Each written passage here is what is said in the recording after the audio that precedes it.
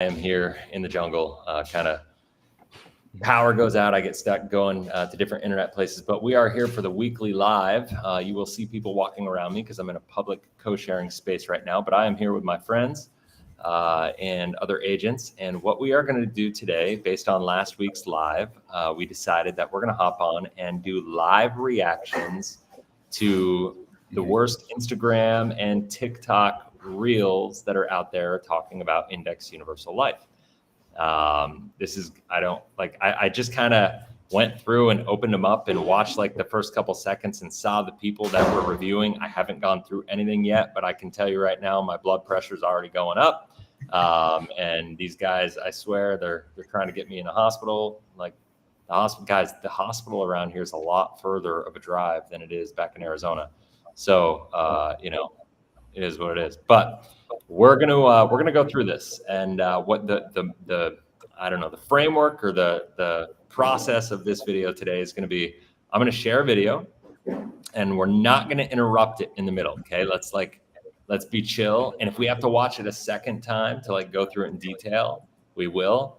But I wanna like everybody to watch it, take it in, and then on the second go around, if you got something you want to share, I'll let everybody just kind of let it rip. Sound good?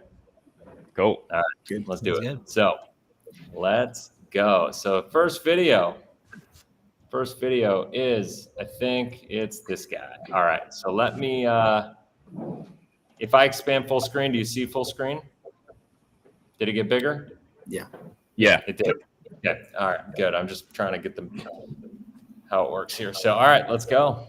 What $300 a month look like for a 30-year-old male put into an IUL? Let's look. So on the first year, you will have contributed $3,600. That's $300 per month. And you slide all the way to the right, you'll see that comes with a $91,000 death benefit. This is all assuming current market interest rates at 6.91%. But take a look, you do $300 a month until the age of 5. At age 65, contributions stop and you turn distributions on and you start withdrawing a roughly $61,000 per year tax-free. Slide all the way to the right and you'll see this also comes with a $670,000 death benefit at that current age that decreases as you get more distributions. By age 90, your total contributions were $126,000, but you have received $1.5 million in distributions. If you want to learn more how you can set this up for yourself, click the link in my bio and we'll help you out. Okay. What would $300? Oh, slow down there, big guy. So, all right. So that's interesting. So I saw a lot of things. I don't know about you guys, but I'm going to play it now. Well, first of all, anybody have anything they want to say to that beforehand? I'm just going to shut down all my businesses. I'm going to turn off all income streams, and I'm going to dump all of my money into that right now. Let's go. That's an amazing product right there. If it worked like that, I mean, 126,000 of total contributions of $1.5 million of distributions. I don't know why I'm working so hard. That's how they're positioning it, risk-free, basically, right? Like, yeah. Awesome. All right, I found that video on TikTok. It was one of the very first videos if you search IUL. So a lot of people are seeing that video. Really? That was one of the first like videos on IUL? Yeah. All right. So let's do this. I'm gonna expand again, and I'm gonna go here. I don't see. Let me see here. I want to see how many people have seen this video. I don't know. It's probably been reposted. It has 12 comments. It's probably been 42 likes.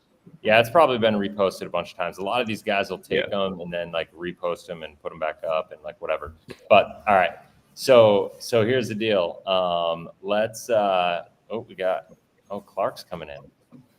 Clark, you here to participate? We're gonna make Clark sit here and participate in the IUL madness because he's always sending me TikTok videos too. So there's a couple things. I'm gonna watch it this time. I'm gonna comment on a couple things. If you guys see something, just start talking and I will pause the video.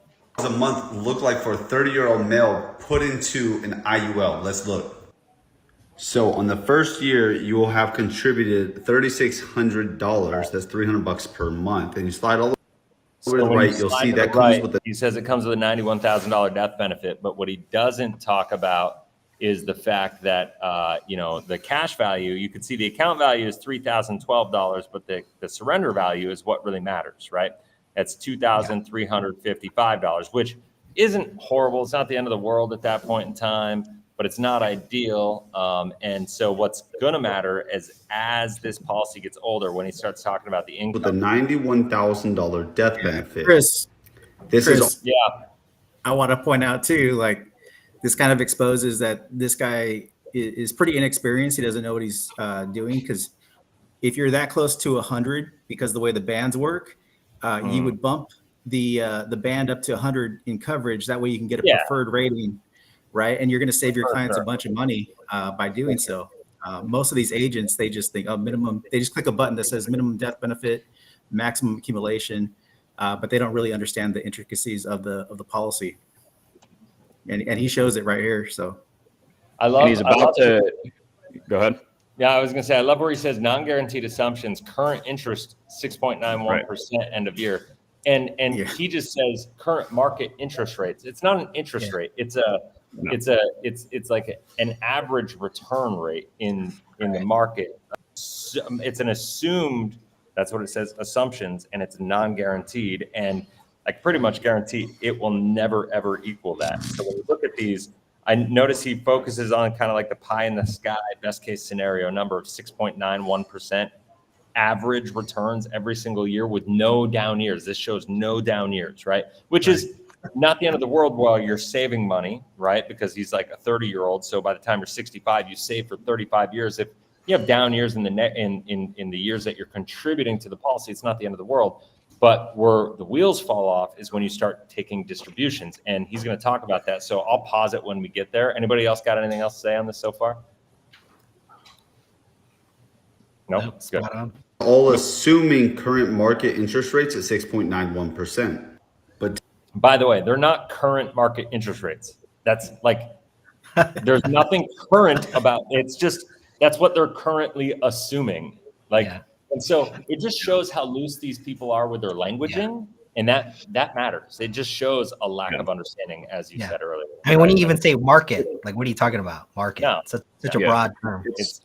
He's trying to sound smarter than he is. That's really what it comes down to. It's an average rate of return based on a particular index that you select in the IUL. It's not interest rates. So if interest rates go lower, like that, can it have an indirect impact on the indexes? Sure, but the way that the IUL is credited is by the indexes. For sure. Yep. Yeah, And that number's calculated with a hypothetical historical look back. I mean, that's how it's calculated. It's what it's called. Yep. Yeah. Well, depending on the index. If it's the S&P, it's not hypothetical. They're doing a real look back, but past performance is not indicative of future success. And when you talk about the 6.91%, that's not actually the returns in the policy. That's what the index is average. You still got to back out costs and charges and all that stuff out of that, right? And, so and the market does not go up every single year either. Right. Yeah. This shows what an IUL shows. Exactly, which is jacked up. And there's a huge difference between actual and average rate of return. And which you need to know how big of a difference that is. 100%. And all these IUL agents are saying that you can't lose money in an IUL, right? And the reality is you can lose money in an IUL, especially in retirement when you're taking distributions. Our friend Brian joined us. Oh, that's fun. Cool. So we'll get to that. Take a look. You do $300 a month until the age of 65. Hold on. At age 65, contributions. So he starts saying at 65, you stop contributing, which, by the way, the zero, when that says zero there, I can't read the asterisk, so I'm not going to whatever, but it doesn't mean there's no premium. So with an IUL, you can never pay the policy up. There is still a premium. That just means out of your cash flow, you're not paying the premium out of cash. Yeah. And it shows that you have this illustration, or that the income is going. And then you turn distributions on, and you start withdrawing a roughly $61,000 per year tax-free. Slide all. First of all, you're not withdrawing the money from the policy. You're taking loans from the policy. And what you can see here, man, I don't know. Can I zoom in here? Nope. It won't let me. I don't think so. Bummer. So if you look here, I can see it right down. Can you see my cursor where my cursor is going back and forth? Yeah. So right there, 1.729 million is the account value. You got 248,000 is the surrender value. So the account value minus the surrender value is the outstanding loan balance. And so this shows a positive growth, assuming 6.91%, right? And so what went on loaned money, that 1.5 million of roughly of outstanding loans, it's assuming a positive arbitrage of 50 basis points based on regulation AG 49A that, release that came out that allows these illustrations to be run like that. But in reality, you have $1.5 million, and on that $1.5 million, what's half a percent on that is like, $7,500 of positive arbitrage every single year is what it's illustrated at. But in all actuality, $7,500 I think is what it comes out to. But if you really look at what happens, well, let's say it's a 5% loan rate. I can't see what it is, but I think it's probably ballpark what it is at this point in time. That's 5% of 1.5 million is $75,000. And so what happens is that $75,000 has to be paid because we have to look at the insurance costs. We have to look at all the other fees in the policy. Those fees don't go away. They're just getting covered by the positive arbitrage and what we call the credits being created by the indexing credits. And if those credits do not get attributed to the policy and are not increasing the surrender value, well, then they are actually, it's getting paid from somewhere. And so this 248 would go down by up to, $75,000, right? So if that happens, what's 75,000 of 250? I mean, they say that you can't lose money in an IUL. Well, you can't lose money, so to speak, while you're contributing. But as soon as you start taking income, it's a completely different game. And a lot of people have been talking about the fact that, these things are safe. Well, guess what? This is assuming a positive return every single year. I don't know how long into it this is, but, I promise you this will not perform the way that it's illustrated here. And the likelihood of this thing falling apart during retirement before he's 75 years old, when the overloan protection rider kicks in, is very high. And if that happens before he's 75, he's going to have a taxable event, right? And so that's going to be absolutely horrible. So this is being sold. Chris, not to mention, it's even with the positive arbitrage. If you look at the chart here, it's actually losing value anyway because of the cost of insurance on top of it. So if you look over at the 4.5 and you notice there's no money in this policy, it just shows how fickle this thing really is. Like you're talking about a few percentage points and you have a totally different picture. And by the way, this company is actually known for the older clients getting a lower cap rates and stuff than the brand new clients. Yeah. And not to mention that this is one of the frustrating things about IUL illustrations when they show income is the ridiculous amount of income that it shows. I think it shows when this person starts taking income, I can't see it too well, but it looks like the surrender value is like right around 500,000 or whatnot, something like that. And he's showing $61,000 in income. Yeah. I'm pretty sure it's over 10%. Yeah, I mean, that's just of the account value. Like that is absolutely ridiculous. Yeah. Like, maybe these things can work a little bit better if we're not doing stuff like that, where, maybe they're taking $30,000 of income each year. Maybe that obviously that would significantly reduce the risk. But when they show, like, does it seem feasible that we're going to take out 10%?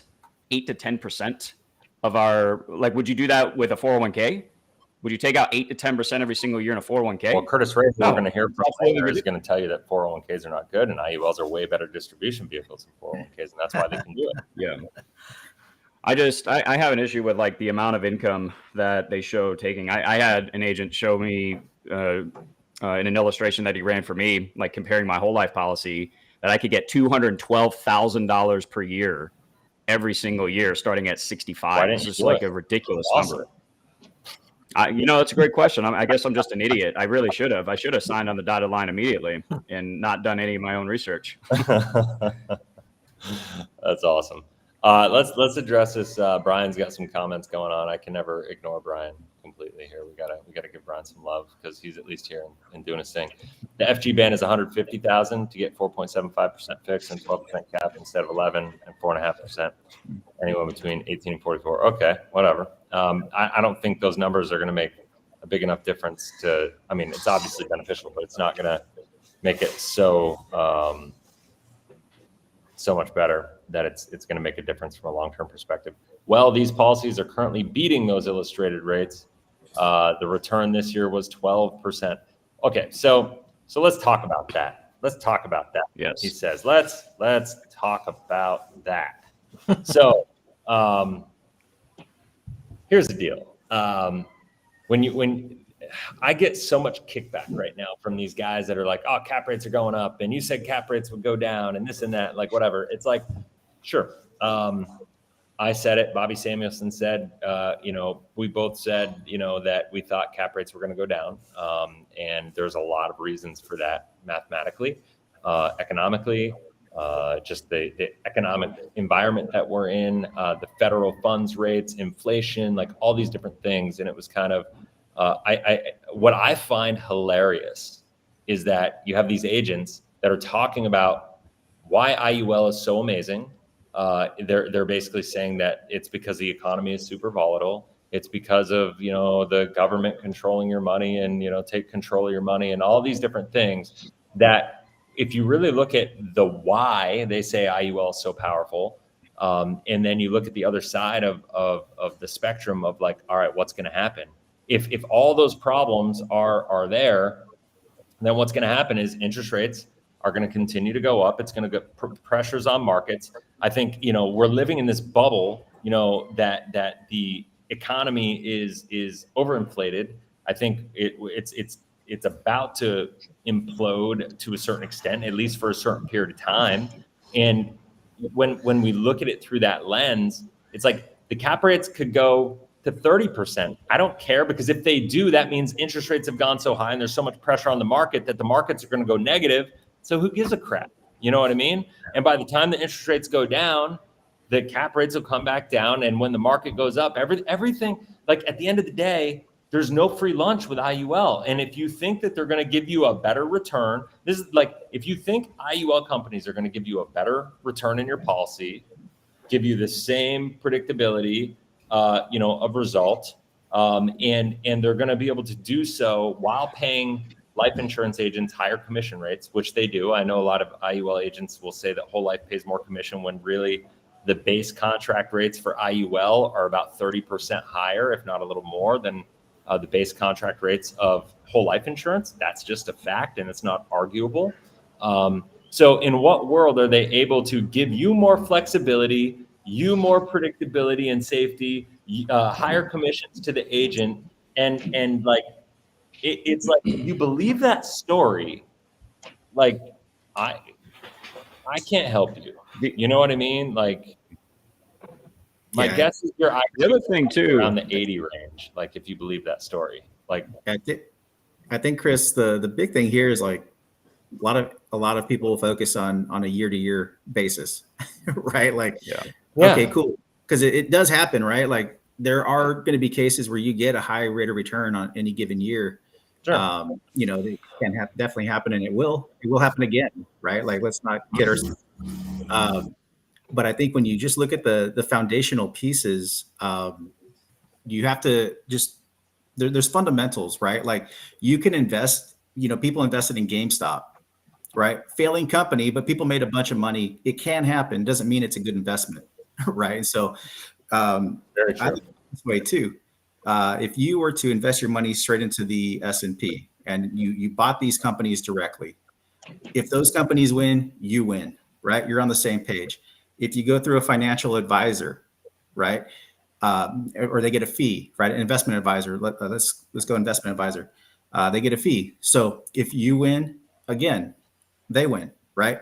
But in the insurance business, that's not necessarily the case, right? Like, these companies will actually profit more. If you look at the term policies, what do they count on? They count on not paying out, right? 1% of terms pay out. And this is an annual renewable term designed where they get all the contractual guarantees, right? Everything they can change on their end to either control your participation in that market, control the costs, control the fees, control all these different things. So they own all the levers. So it doesn't make sense to, if you're going to invest in the S&P, you want to put a middleman in that is on your side and profits when you profit, or when you win, the market wins. How much sense does it make to put a middleman in that profits when you lose? And that's the big thing for me that drives me nuts. It's just like, you got to pay attention to the contract, because I can guarantee you all these videos are only going to show the numerical page, right? The detail page. They're not going to show you what's in the contract. And it's like, read your dang contract. Just read That it. is so true. And I apologize if I got background noise here, because they got like an air compressor going outside my window here. Not the ideal setup for me today, but yeah, that's 100%. Like they're looking at best case scenario. And the thing is, when you look at that, and this, if you go to lifeproductreview.com, Bobby Samuelson did a really amazing article on that. When you look at the current illustrated assumption, according to regulation, it has about a 50% chance to beat it and a 50% chance to go worse than it every single year. Yet it shows it being positive every single year, like at this positive result. And so the thing is, on what the illustrations don't show, and why you can never create calculators, like Brian and these other guys that call me and they're like, I've got calculators and I've tested it. I'm like, I'm sorry, I just don't believe you're that smart. If you were, you would have gone to school to be an actuary and you would be doing it right now. Like if that were really your ability, unique ability. Because the bottom line is, on negative years, you don't just lose the money, you have increased costs that go along with it that over time compound and do not get calculated into the illustration. And when you back test just the money side and the return side, the index side, you don't know how to back test all the different expenses and fees and everything that goes along with it. That's just the reality of the situation. And you don't account for the fact that they can change those fees along the way. So, all right. At least Brian's saying, yeah, I mean, the income is way too much. That's for sure.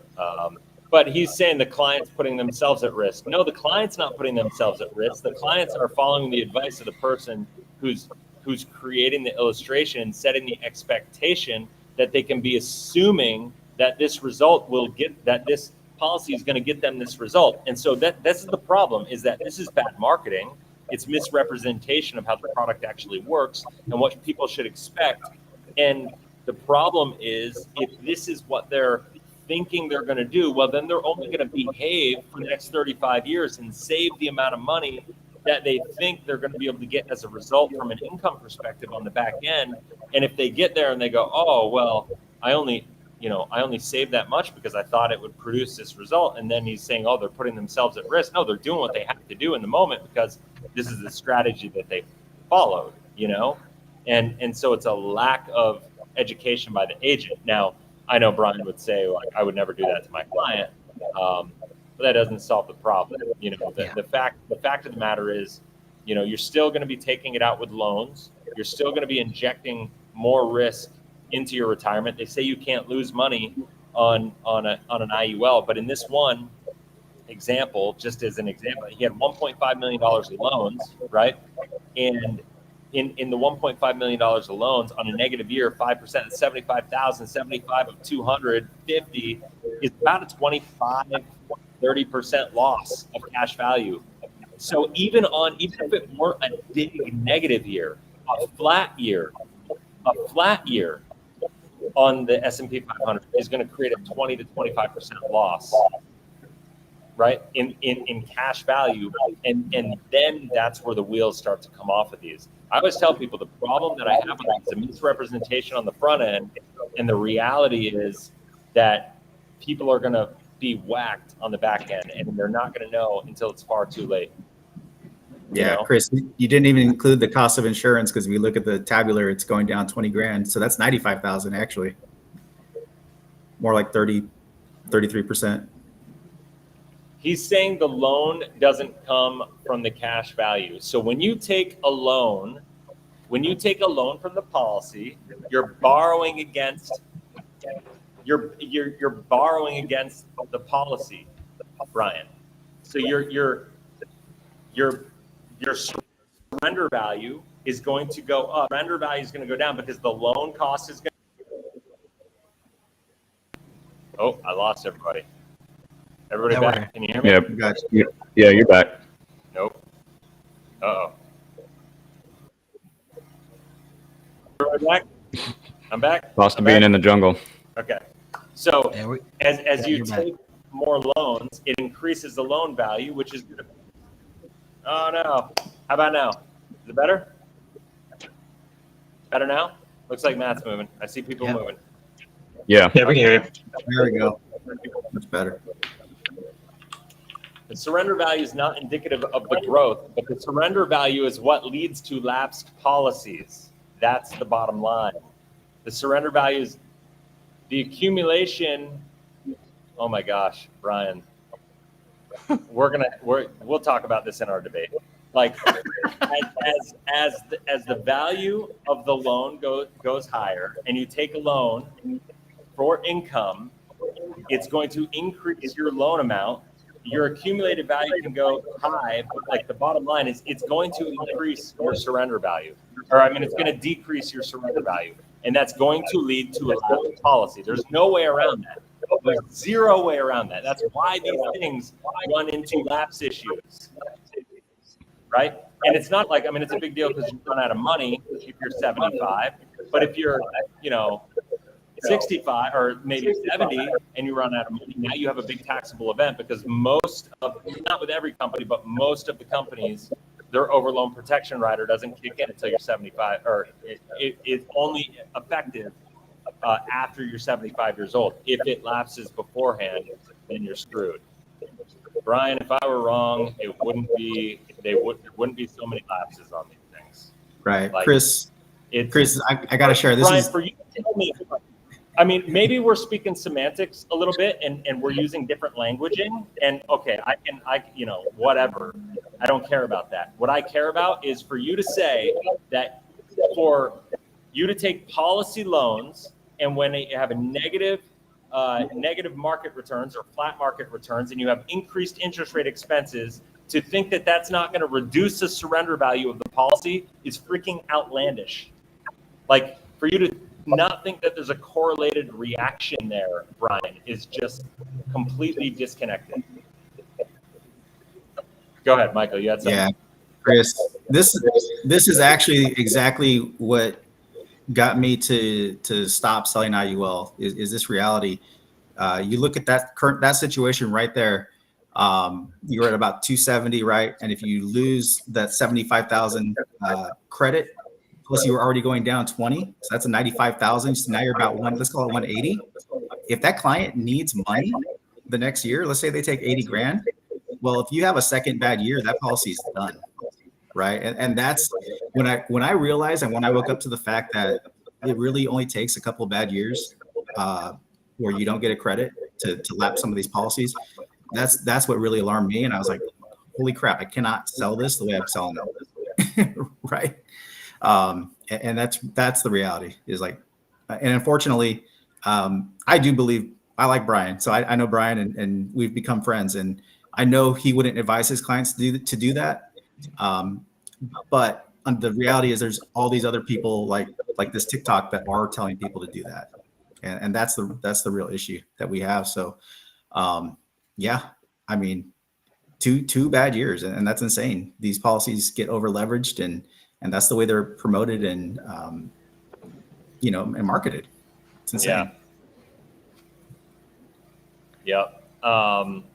He's saying if you don't over leverage a policy past 80%, you can afford 4 negative bad years. That's just not like to say that with a blanket statement without considering the age and the cost of insurance and all these different things that go into the equation. There's just like that you can afford maybe 4 bad years when you're young, but when you're old, and that is what I have a problem with. Loan balance. It depends on the outstanding loan balance. It depends on like so many variables that come into it. When do the 4 bad years happen?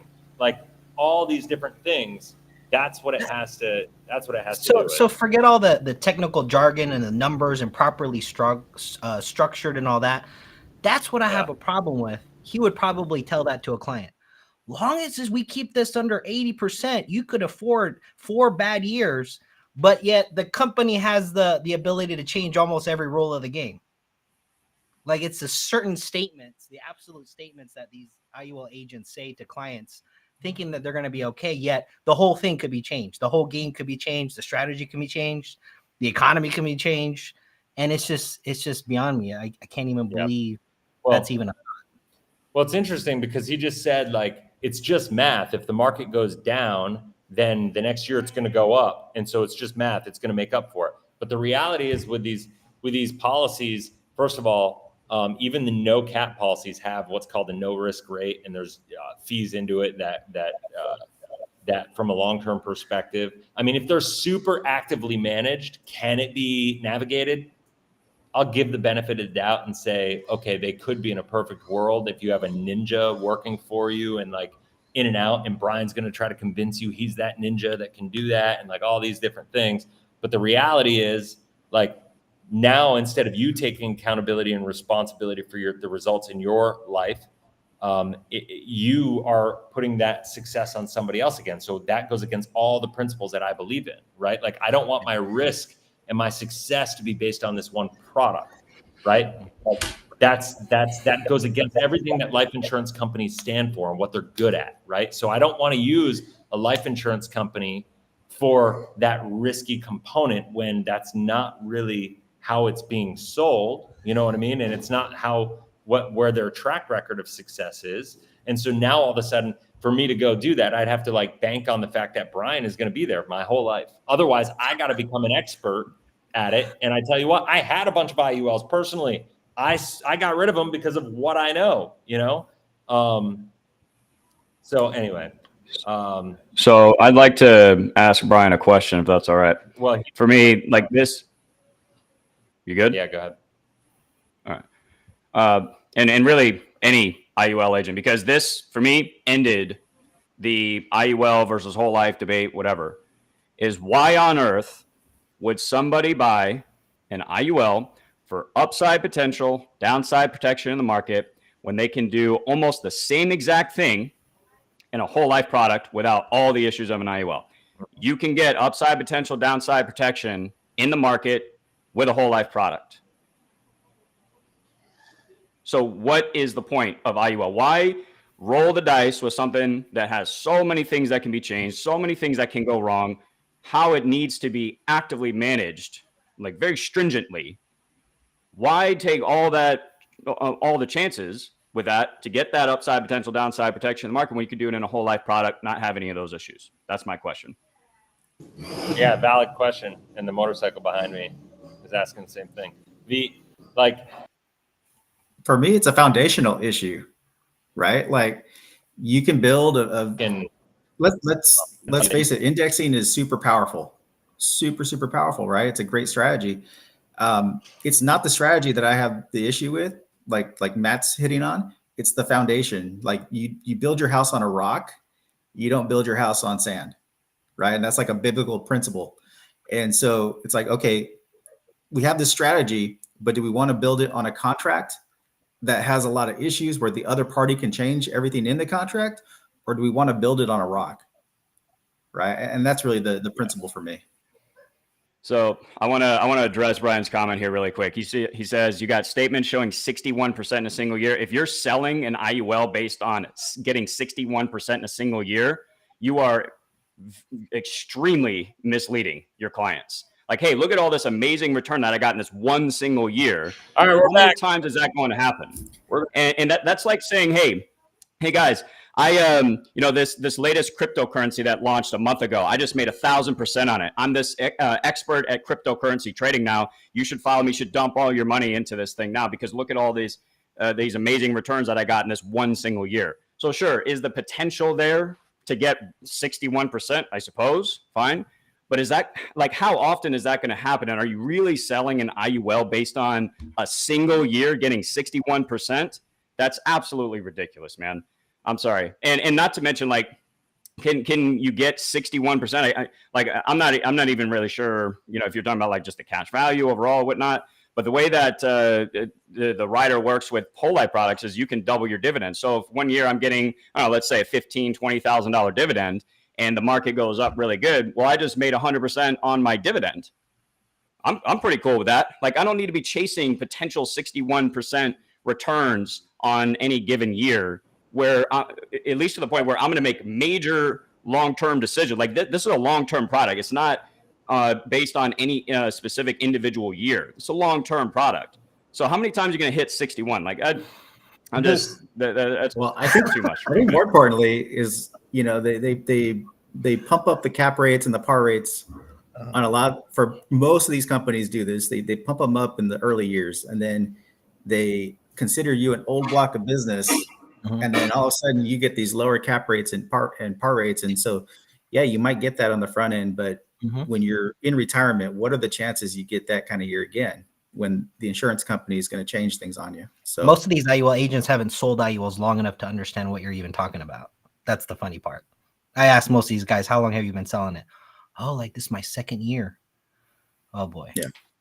Oh boy. You know, and I think if we zoom out and look at the bigger picture, I mean, a lot of what I see, the arguments that people selling IUL, the arguments are based on statistics and facts, and it's very granular, and it can look good on a spreadsheet.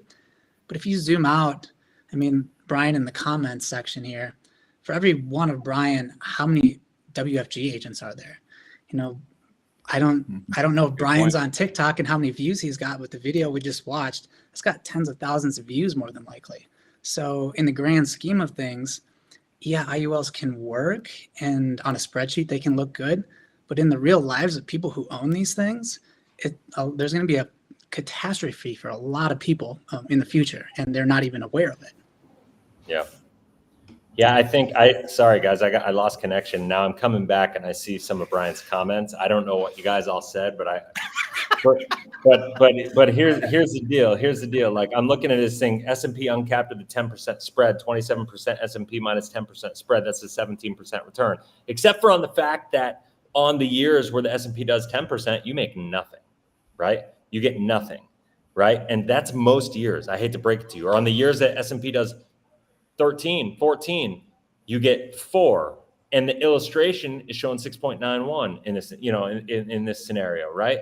Like, so there's always a catch on these cap rates. And I've done a lot of videos on this, right? So at the end of the day, the thing that people need to understand is it doesn't matter if the market is uncapped, if the index is uncapped, or if it's capped, or if it's got a high participation rate or a low participation rate. The only things that matter are the fact that you have an option budget, you have an option cost, and then you use those two things together. And if you're buying the S&P, whether you have a cap or no cap, there are levers in there because the input doesn't change and the costs don't change. The budget doesn't change, the costs don't change. So therefore, to think that you're going to be able to get some grandiose, greater result with the same option strategy just because they say it's uncapped and there's nothing else on the back end protecting the people, the powers that be, you're going to tell me that the insurance company somehow has this magical deal where you're going to have the same budget and the same options cost, and they're going to be able to give you all these great returns and there's no catch from a long-term perspective. And I don't disagree with you, Brian, that from a year-to-year basis, you can have a massive year, but you're going to pay for that on an annual cost expense fee that goes with that strategy, because they know from a long-term perspective, they there's these costs that are associated with it. And this is all built into it. They call them no risk rates. They have spread charges, spread fees, whatever you want to call it. Every company calls it a little different. And so it's like all this stuff exists. There's no free lunch. That's my problem with this, is like they're positioned like they're this like amazing thing. And that 61%, sorry, but it's bull crap. Like, yeah, you could have it, but that is like finding a unicorn in the wilderness, amongst a bunch of horses. It's like you're not gonna he's saying you can anticipate the bad years and just change it out to a flat index during that year. Like, okay, so now you're like a market timer all of a sudden, which probably goes against what you talk about. You're speaking out of both sides of your mouth. You say use this indexing strategy so you can just weather the bad years and make it, but all of a sudden now you're going to tell me you're a great market timer. Like, that goes against everything, right? Like, Well, I thought IUL was so great at protecting you from the downside part of the market anyway. So why do we have to time anything? Right. And why do we need to anticipate anything? So and so good at doing that. That once again, it goes to the fact, if somebody goes to the point and they say, I want to manage my own policy and I understand it enough to do it on my own without an agent, and I can go into my back office and I can manage my thing, and I don't need Brian, I don't need Chris, I don't need Matt, I don't need any agent, and they can do it, and they're comfortable taking that risk, well then God bless them. Have fun. Good luck. Agreed. You know? But if they are relying on the agent, which is what 99.9% of these clients are doing, and that's the problem. That's the problem, you know? And that's the problem with all these videos, you know? I'm going to sit here and listen, Brian and I, you know, disagree on a lot of things and about like, he overhypes like how good these things are. Like, I mean, just the fact that he's been like, do you have anything showing a 61% return? Like, dude, that was like all these 61% returns and all these people that show these results. It's like, they cherry picked like right at the bottom of COVID and right at the end of that good year, the March to March time that, you know, at the end in 2020 when it got really bad, and then 2021 when it corrected, when everybody thought it was going to get bad and the market just blew up, you know, that point to point period, the returns were incredible, you know? So if you participated in that, but that's like such an outlier scenario. I'm talking about getting predictable results, not using hype from one example of a policy that's probably not likely to repeat itself in the history of our life to overhype somebody into buying a strategy they don't understand. You know, that's what I'm talking about. Yeah. This year must be cherry picking again with 14 to 18% returns. This like 14 to 18% is not that much when you then next year, you know, you have zero, then boom. If you have a 0% the next year, you're talking about now you have a 7% average. You have a 9%. Okay. And then if you have a 2% year after that, now you're down to like a 6% average. It's not 1 year of 14 to 18% doesn't mean anything. Yeah. And I don't think anybody's arguing that IULs won't grow. Like you won't have good years. You won't have growth in your accumulation, your cash value. Nobody's arguing that, but we're talking about a long-term product. And in this particular example on this TikTok video, it's showing over 10% income being taken from this thing. It never has a down year. Like there's so many misleading half-truths in the illustration itself. Like, again, you know, it's, you can get good returns on any given year, but what happens when you're 70, 75 years old, you've got $1 million loan balance or a $500,000 loan balance, you have that down year.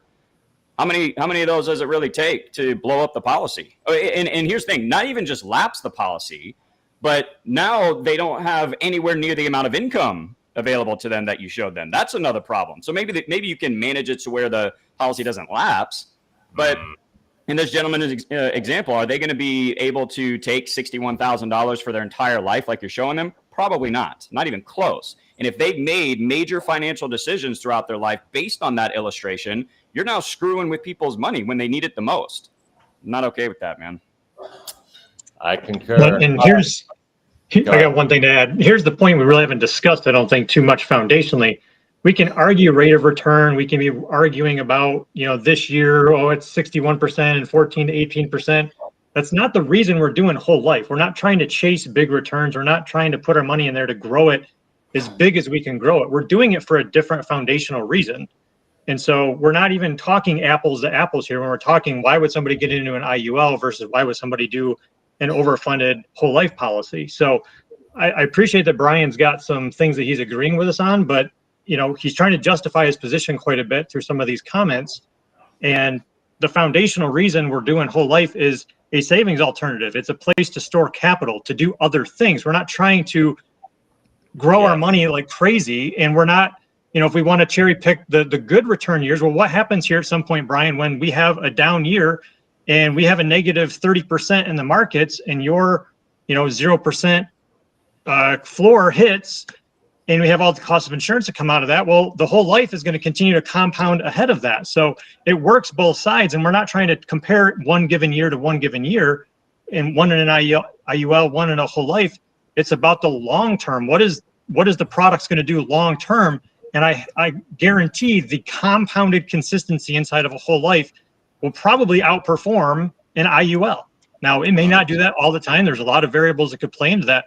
But clients that we work with want to know consistency. They want a solid foundation. They want to know the predictability. They have the control. They don't want to have to worry about looking over your allocations every year and wondering, what do we need to do to shift around to not be in a position that's going to blow up the policy? So we're really not talking apples to apples here. And we want to make sure that, for us, the clients are doing what's in alignment with them. And so many that we talk to don't want the variables. They don't want the risk. They want to go the other direction. Yeah, Very well said, Jeff. I think just to get back on point too is like, we're not trying to argue the returns. We're trying to bring to light this bad marketing straight up lies, right?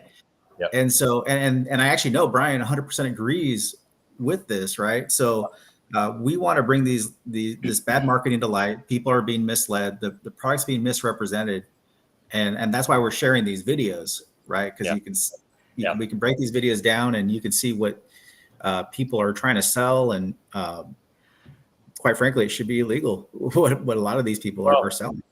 Well, and at the end of the day, in talking to Bobby Samuelson, this is kind of what we came to, when we were going back and forth. And one of the first videos I ever did with him was basically like, let's say potentially best case scenario, IUL has a little upside potential compared to whole life. Let's say it's 0.5 percentage point, like 50 basis points from a long-term perspective, that upside potential genuinely exists. Like it's possible.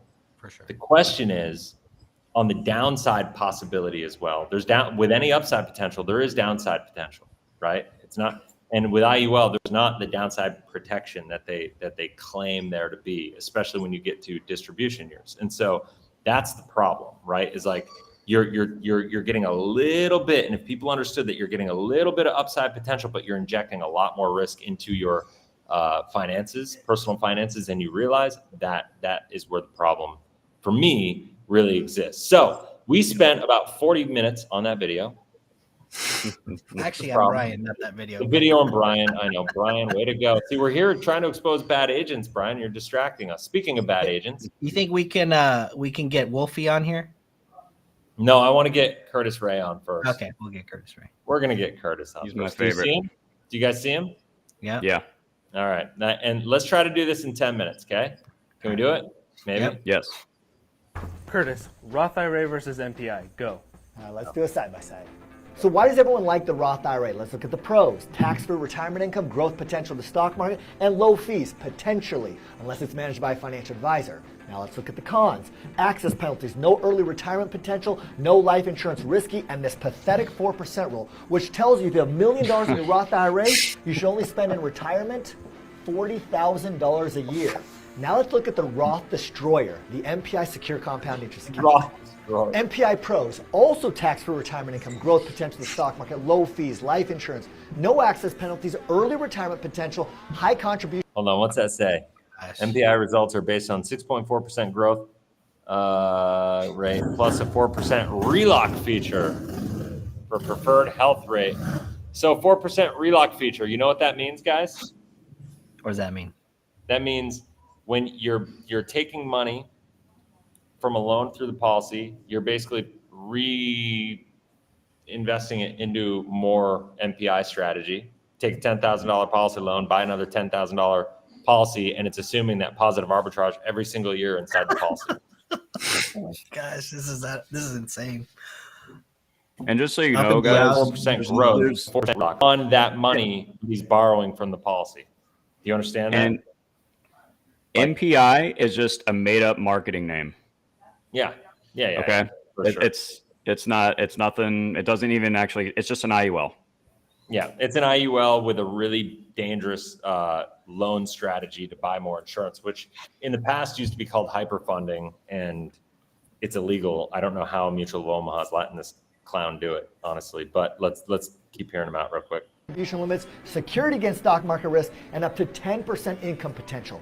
Absolutely destroying the Roth IRA with a projected Up to 10% income potential. If like up to potential, it's like on paper, it looks good. I could tell you, I could give you up to 80% return. Like it's just not real. Like it's just not real.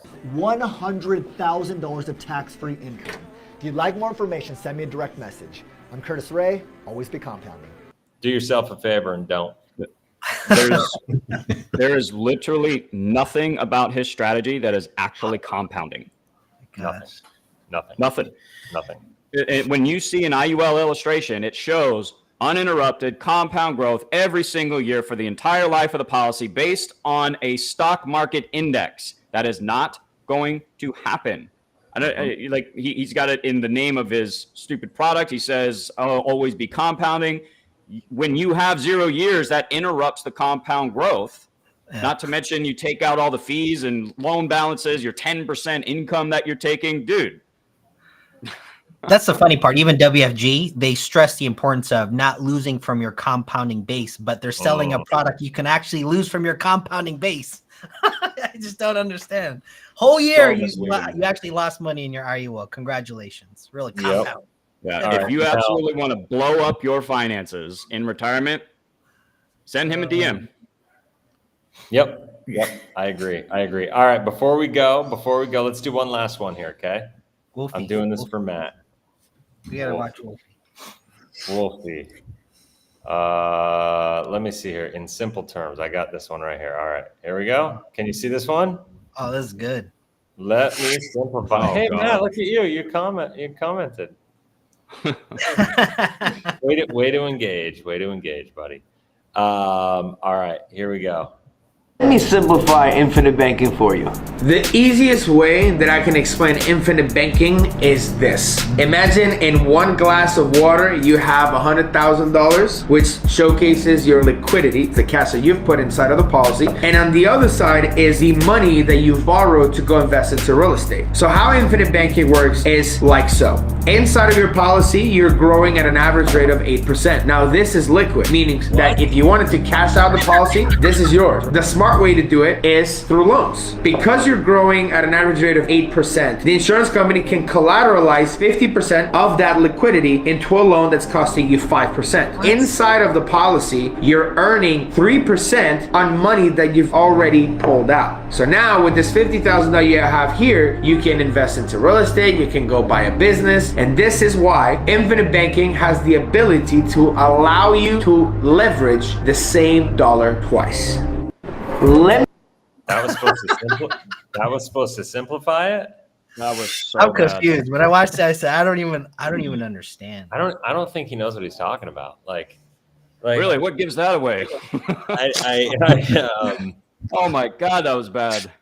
I met that guy in person one time, and I was at this networking event, and we all went around and like talked about what we did. And I didn't say I did infinite banking. I just talked about, cash value life insurance, whatever. And then at the end, he went like towards the end and he's like, I do infinite banking. And I was like, oh, that's cool. I met a guy that does infinite. What are the odds of that? And so at the end, I go up to him and I'm like, hey, like you do infinite banking. It's awesome. Like who do you write with? And he's like, oh, I write IUL. And I'm like, oh, so you don't do infinite banking? He's like, oh, no, I do. And I go, well, no, you don't. Like, if you sell IUL, you don't do infinite banking because you need to use whole life for infinite banking. He's like, no, you don't. And I'm like, well, if you actually read Nelson Nash's book, you'd know that you actually do. And you can call it what you want, but it's not infinite banking. You just don't understand it. You just obviously don't know what you don't know, and it's okay.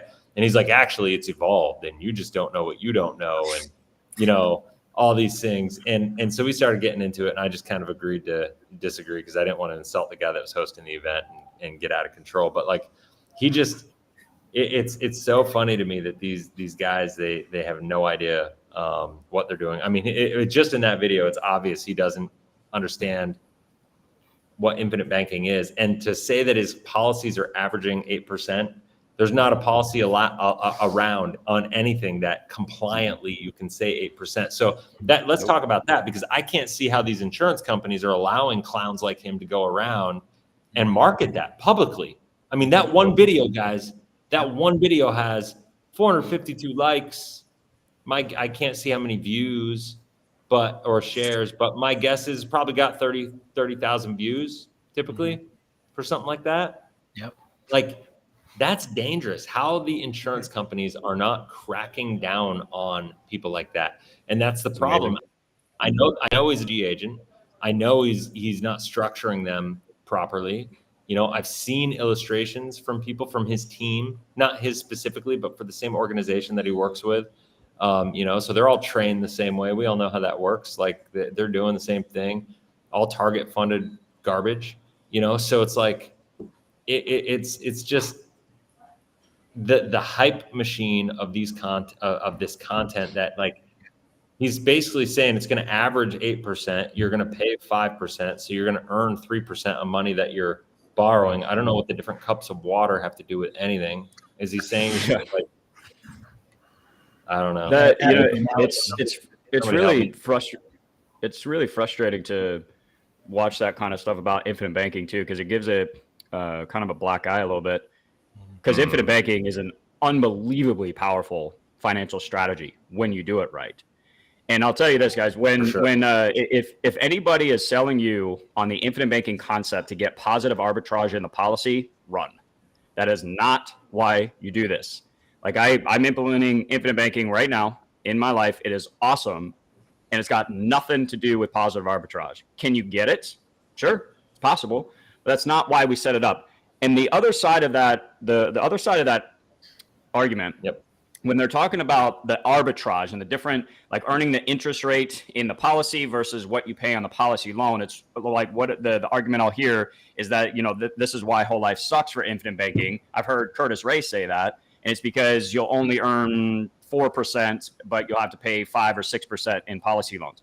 Anybody who says that has a fundamental misunderstanding about the difference between simple and compound interest.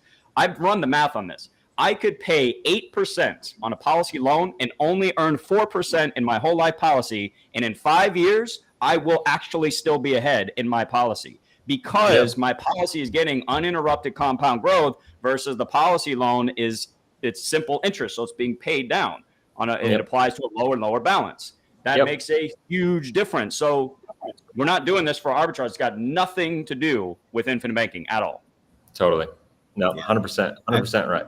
I've seen people like this clown too. I saw somebody's Facebook page. They're saying, "Oh, you're going to average 8 to 13%." Like it gets insane with some of these agents. And obviously, I think I'm not sure, Chris.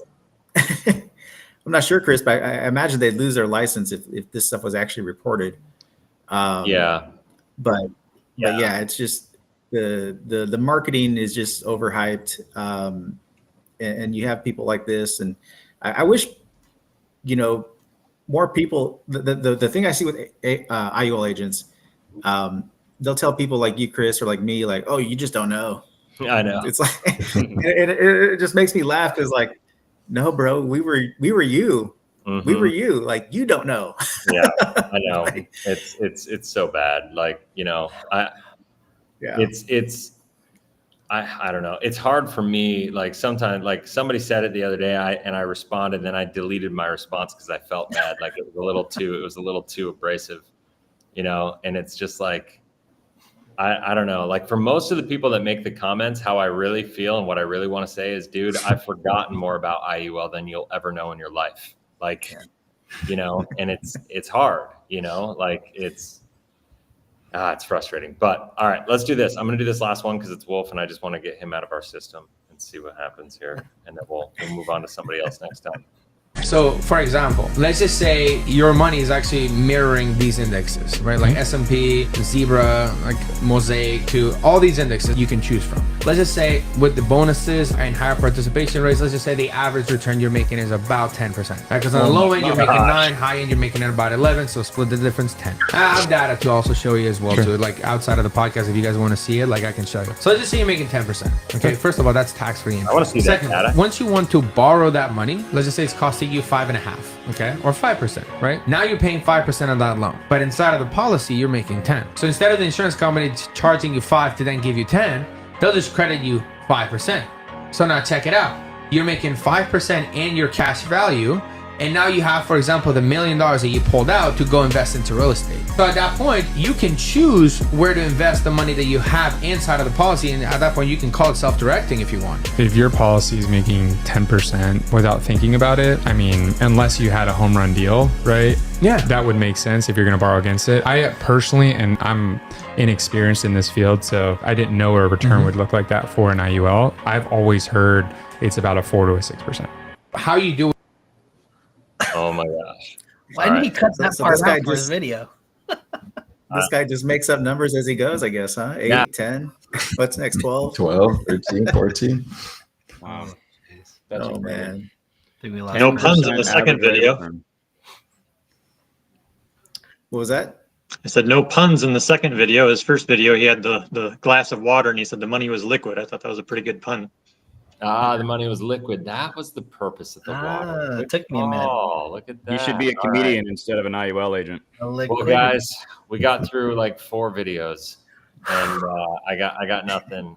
We got plenty for the rest of the month. So What I got out of the Wolf videos is the guy's just a crook. Like talking 10% averages, like he should lose his license. You know, I don't have time to respond a lot to that. Curtis Ray, I've done a lot of content on him. You know, it just, that whole relock feature, what he touts. we just lost him. Lost him again. Chris, come back to us.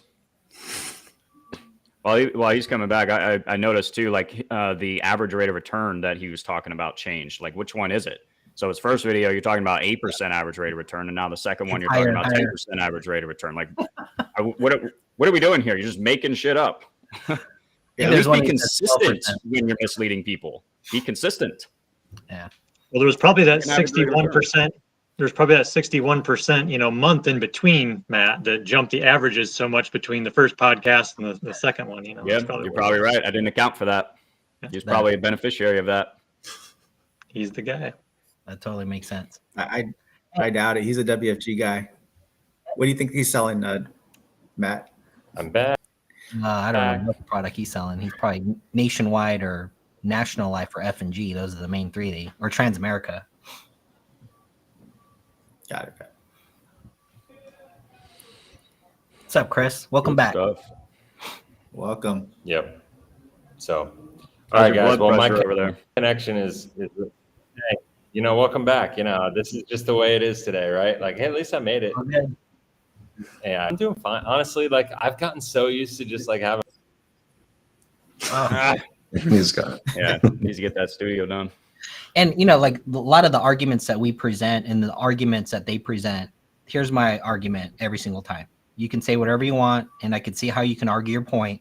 But here's the reality: no matter what, if you actually objectively went through the negative attributes of an IUL to a client, they wouldn't buy.